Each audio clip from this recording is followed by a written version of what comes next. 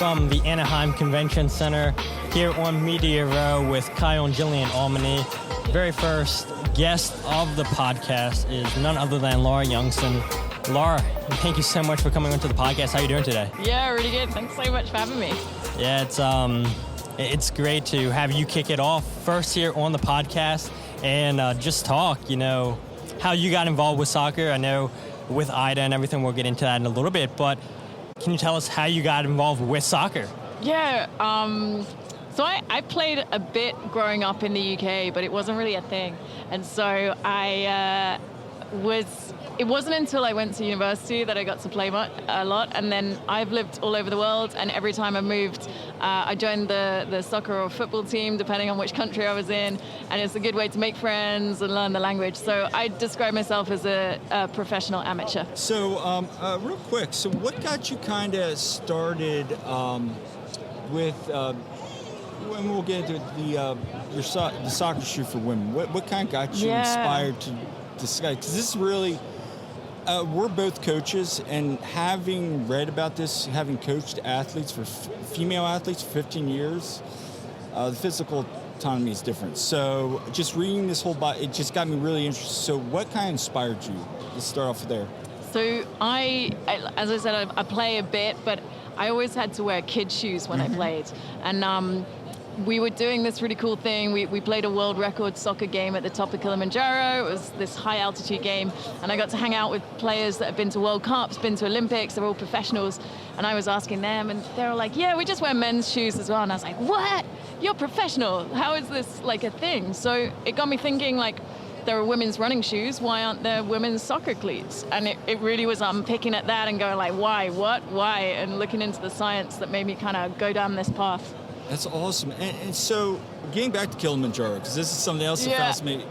So now you had set 4 world records. Can you dive into that a little bit? Because I'm really intrigued by that. Yeah, so the first one was, I got fed up because there were more stories about horses than women in the sports pages. And I was like, what? We got to change this. And so we were like, we should do something. And that something ended up being trekking to the top of the mountain, playing the highest altitude game with all women. We took 32 nationalities to play the game, so it was a really global experience. Set a world record, which was amazing. And then we got the opportunity to play the lowest altitude game in Jordan at the Dead Sea. And then we played the biggest game at the France 2019 World Cup with like 800 players over 4 days, 3 nights, just continuous subs. It was crazy. How do you get something like that involved? Like, how do you get the word out? Like, this is what we're going to do. This is our game plan.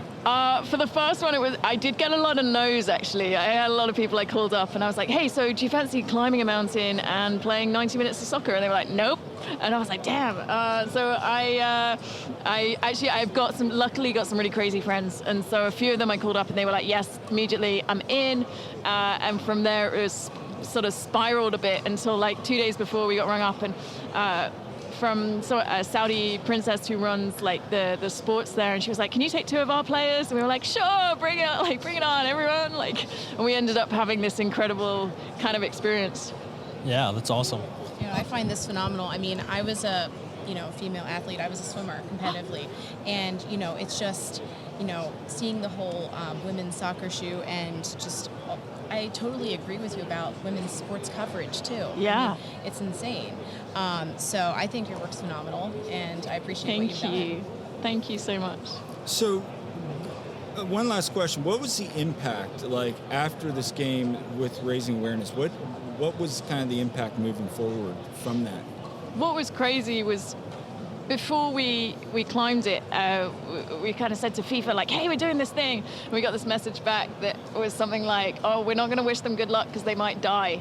We were like, oh, okay, well, that's not great. Yeah. But as soon as it happened, we came sort of climbing down from the mountain. Oh, actually, halfway up, we heard that we were on CNN. And there was this article about us going to set the world record. And when we came down and had done it, we had all this media attention of people asking questions. And we were able to then share the stories of female coaches and referees and keep kind of spreading the word of hey, can we provide more opportunities for girls to play? And can we change the sports coverage narrative? And hey, how about pay? Can we get enough money so that players don't have to work 2 jobs to be professional? So I think it's 6 or 7 years now since we did it. has been a really big shift, and it's just been cool to be part of that, kind of pushing the game forward as well. Yeah, that's awesome. And going back to 2018 when you guys went to Jordan, after that, was that you're like, all right, we're going to go ahead and start IDA, the company? Because I know you had prototypes and whatnot back then, so it's like, okay, after the success of going to Jordan, this is where you got the idea for the company? Yeah, and it was one of those things like testing with the athletes, and people gave us like really good feedback, like, yeah, this is really needed, like I really want this to happen. And that's kind of then we were like, okay, probably got to do this properly. Like, how do we prototype? How do we manufacture? How do you learn about trading across borders and all of that?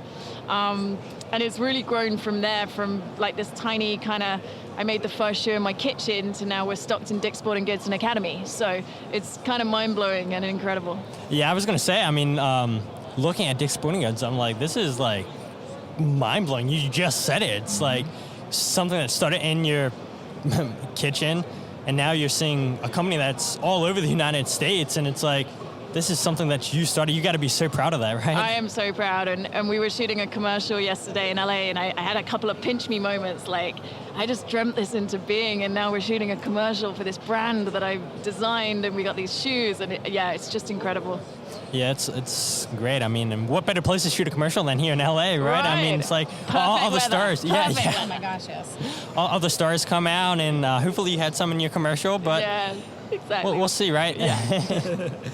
The Franken shoe, the prototype that Todd had just mentioned. What lessons did you learn from that process of creating a soccer cleat? I mean, if you ask me, like being in the swimming world, I couldn't create a swimming suit. Like I knew nothing of the technology. But like, what were the lessons learned, and then ultimately to get to where you are today? Yeah, I still have a lot of love for that shoe, and it's currently in the FIFA Museum in Zurich, because it's like part of the design process. It's like the ugliest shoe, and I love it so much. But I think I started like similarly, like I didn't know where to start. So I was like, you know what? I'm gonna cut up some shoes. Mm-hmm. So I took a hacksaw and just like bought some Nikes, I think, from the charity store, cut them up and was like, right, how are football boots, soccer cleats made? Then once I learned that, I was like, okay, I'm going to try and make this myself. And so did that, and we got a cordwainer to like build the leather around it. I learned about lasts, which is what the foot is made, like the mold is made from. Once I got that and then was able to have a prototype, I was like, okay, this is cool, but we really need to manufacture it properly. So it was kind of, I think at every stage on the journey, and I would say this to anyone that wants to start a business, you just got to start and try, because then you learn so much from doing it. And then once you've learned stuff, you can make it better. Like, I guess like for you guys running a podcast, right? You just got to begin. And then it gets better and better and better. And then you get other people telling you about it, and they give you feedback, and so you make it better. And it's kind of that beautiful way to then, okay, cool, we're still on the journey making really great products. Absolutely, because I always say you learn more from your failures than your successes. So what doesn't work, not necessarily is a bad thing. You're just going to continue to evolve and grow from it. So no, that's really interesting. And now, going forward into your next 4 years, where do you see this kind of cleat? Because that's got to be exciting. You're now, like you said, you're here shooting LA. What's the next step? Yeah, so I think when we started, we only could make one shoe because that's all we could afford, right? Mm-hmm. And we were like, right, we got to pick one. So we made the Classica. But now, so we're releasing new shoes in early February. So I'm so excited. I'm wearing some of them. I'll show you guys. Like, we got some new stuff coming. Nice. So we got some turfs. These are awesome. But now we've been able to make more surfaces, more price points, things like that. So if I look ahead at the next 4 years, my dreams keep getting bigger, and I'm like, okay, so how can we now make this type of shoe, and can we make a youth shoe, and can we make something with these characteristics and features that players are asking us for, and coaches, people are going, yeah, we want this. So I just see us growing. We had so much demand from Europe, but we haven't even gone there yet. So it's kind of cool kind of seeing, I don't know, even went bigger than I expected in 4 years. So what's going to be the next 4? For sure. And I guess it's safe to say, you guys definitely listen to your customers. I mean, you just said it. It's like you take all the feedback you guys can get, and I'm sure that's part of the reason why you're here, just expanding the brand, getting people's thoughts and opinions, what they want in that shoe. And I feel like you don't really see that from the top brands. It's like, all right, we're going to put out whatever shoe we want to put out, but here you are listening to your customers. It's so cool, and I think that for me is the biggest part of what we do, is like that consumer feedback and customer feedback really is embedded into the shoes. Like, I mean, one of the big things is the bigger brands are known for kind of shrink it and pink it. So you just shrink a man's shoe and you put pink on, and women will love that, right? Yeah. And, you know, every woman you talk to is like, I don't want pink. Some people do, and that's okay. But most people are like, oh, I don't want a bright pink shoe. And you're like, great, well, we won't do it. So it's kind of, you know, like, this is kind of simple. Like, just listen to your consumers. That's funny. Yeah. Kyle's smirking because I have very bright hot pink shoes. I'm all about that. And that's okay. That's okay. No, But it's not just everyone funny. is. And Not everyone I is. appreciate that. Yeah. You appreciate that. Yeah, and that's Yes. okay. And we probably will make some pink shoes because we do have some consumers that do want it, like Yes. you know. Yeah. But, you know, some people also want blue. Oh, absolutely. Yeah. Yeah. I agree. Blue all the way. But there's nothing wrong with a classic black kit. I mean, black shoe. It's like, Oh, absolutely. you know, You know, you saw my soccer cleats. I love the black. I just love the old school solid black. I love that too. We make a Classica, which is our nod to the kind of old school classic leather. Yeah. That one's pure black, and then we got so much feedback from consumers that we just made a pure white version as well. Nice. That's nice. Yeah, That's so sharp, that's just though. about to drop, and we have a lot of people being like, yes, finally, this is what we've been waiting for. yeah, I want to go ahead and touch on something. So you said you made turf shoes. Yes. What's your opinion on turf? Because if you want our opinion, I feel like we could stay here for another hour and talk about turf. So what's your Yeah. opinion? People are very divided. I think where we come at it is you got to match the shoe to the surface.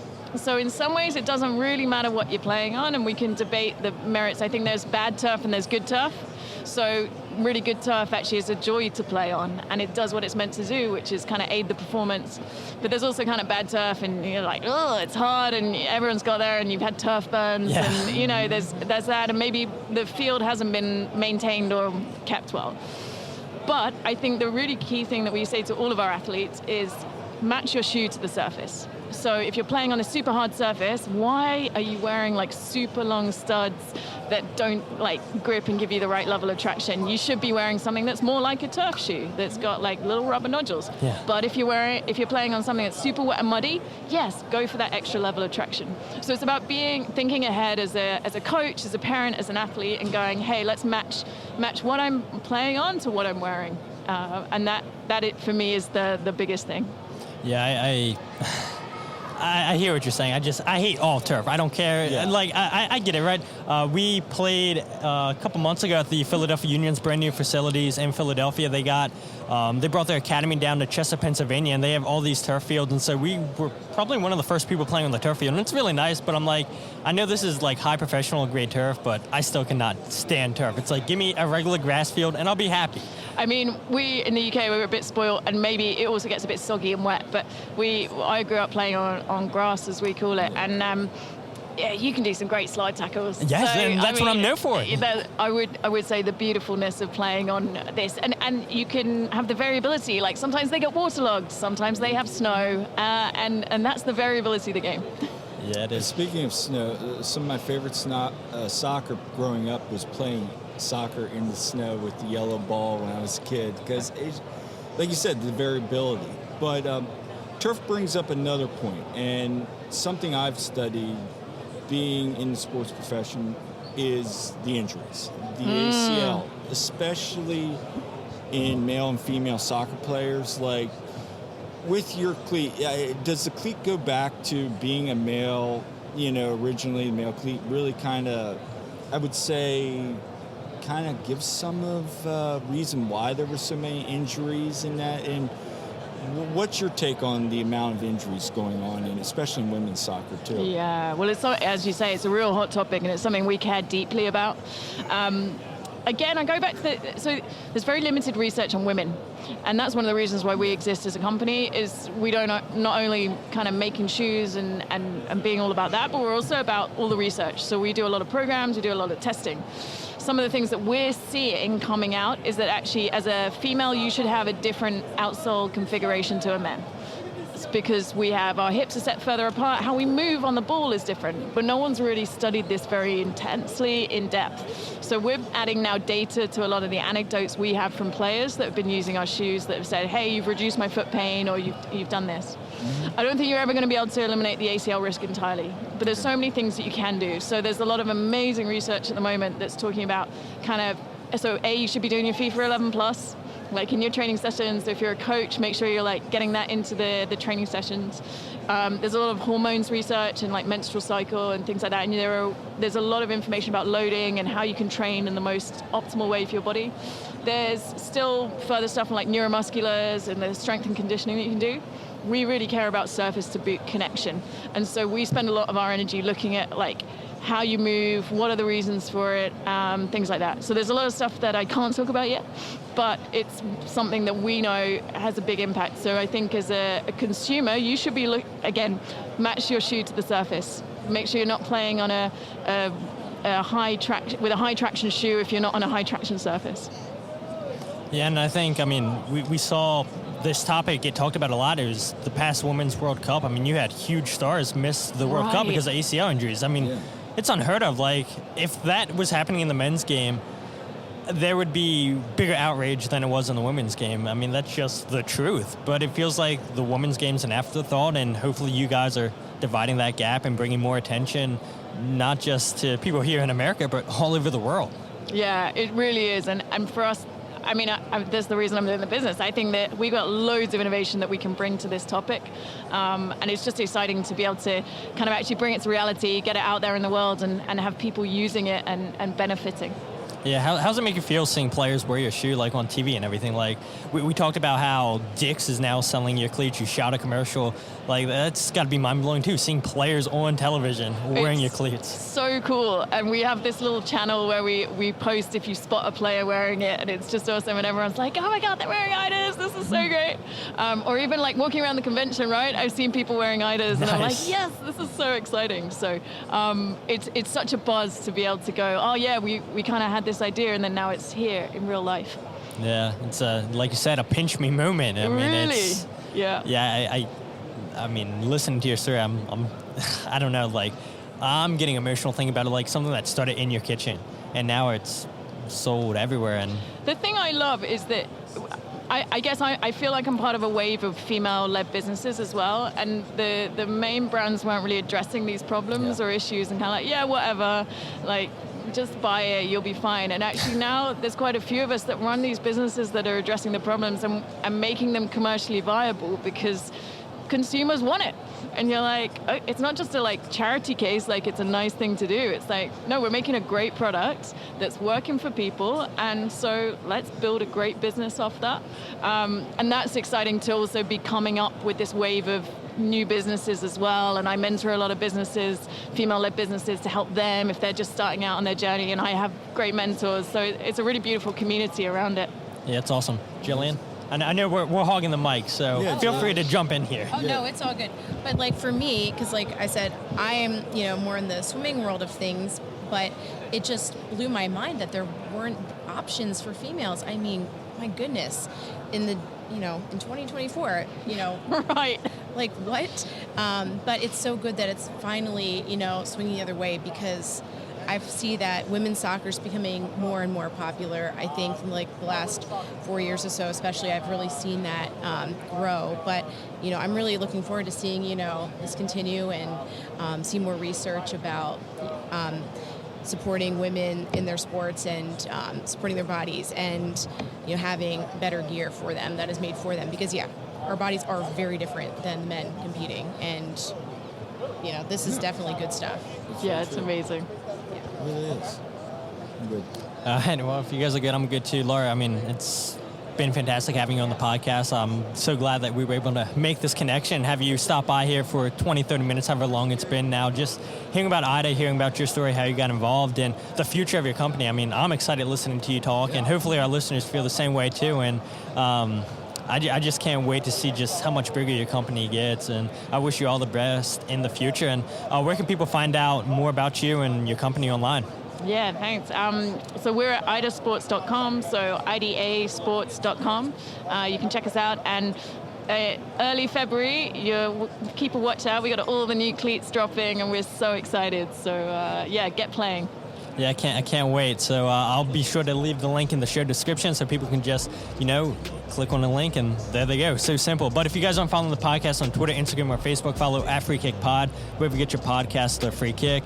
Kyle and Jillian, go ahead and plug away as well. And you can find us on the one team we agree on at TOTWAG. And with that said, my name is Todd, and this is the Free Kick Podcast.